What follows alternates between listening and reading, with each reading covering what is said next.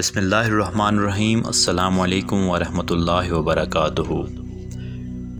حضرت سیدنا عبدالعزیز بن سلمان علیہ رحمۃ المنان فرماتے ہیں کہ حضرت سیدنا مطہر رحمۃ اللہ علیہ جو 60 سال تک اللہ عز و جل کی بارگاہ میں گریاں کنا رہے نے مجھے فرمایا کہ میں نے دیکھا کہ مشک کی خوشبودار نہر کے کنارے پر ہوں، جس کے کنارے پر موتیوں کے درخت ہیں اور اس کی مٹی عنبر کی ہے اور اس میں سونے کے ٹیلے ہیں۔ یک میری نظر کچھ لڑکیوں پر پڑی جو بیک زبان ہو کر یہ کہہ رہی تھیں، پاک ہے وہ ذات، پاک ہے وہ ذات جس کی ہر زبان میں تسبیح کی جاتی ہے۔ وہ ذات پاک ہے، موجود ہے، پاک ہے وہ ذات جو دائمی ہے، وہ پاک ہے۔ ہم اللہ عز و جل کی مخلوق میں سے ایک مخلوق ہیں، ہم ہمیشہ رہیں گی، کبھی نہ مریں گی۔ ہم جنتی شوہروں سے راضی رہنے والیاں ہیں، ان پر کبھی ناراض نہ ہوں گی۔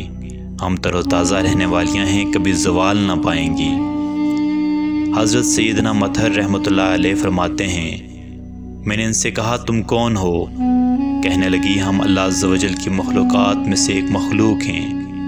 میں نے کہا تم کیا کر رہی ہو؟ تو انہوں نے یک زبان ہو کر خوبصورت انداز میں جواب دیا، ہمیں لوگوں کے معبود رب محمد عز و جل صلی اللہ تعالیٰ علیہ وآلہ وسلم نے ایسے بندوں کے لیے پیدا فرمایا ہے جو رات کے حصوں میں اس کے لیے قیام عبادت کیا کرتے ہیں، اور وہ جو اپنے معبود تمام جہانوں کے پالنے والے سے مناجات کرتے ہیں اور ان کی حاجتیں پوری ہوتی ہیں جبکہ غافل لوگ سوتے رہ جاتے ہیں۔ حضرت سیدنا مطہر رحمۃ اللہ علیہ نے یہ سن کر کہا، خوب، بہت خوب۔ وہ لوگ کون ہیں جن کی آنکھوں کو اللہ عز و جل نے ٹھنڈا کیا ہے؟ وہ کہنے لگیں، کیا آپ انہیں نہیں جانتے؟ میں نے کہا خدا کی قسم نہیں جانتا۔ تو ان لڑکیوں نے بتایا کہ یہ وہ لوگ ہیں جو اپنی رات عبادت اور تلاوت قرآن مجید میں گزارتے ہیں۔ اللہ عز و جل کہ ان پر رحمت ہو اور ان کے صدقے ہماری مغفرت ہو۔